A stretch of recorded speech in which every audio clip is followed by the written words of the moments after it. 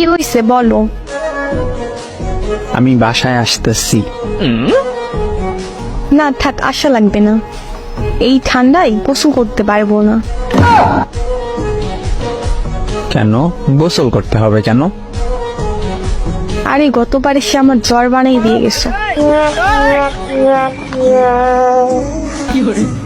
কেন গোসল করছো কেন? আর এমন জ্বর বানাও, তোর শাশুড়ি এমন মন্দ বলে এত জ্বর হয় কেমনে? আমি তো আর বলতে পারি না তার ছেলের জন্য সকাল সকাল গোসল করতে হয়।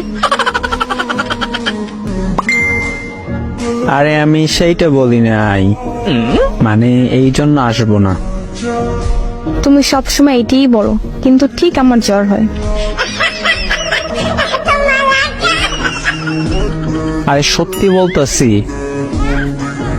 গতবারও বলছো।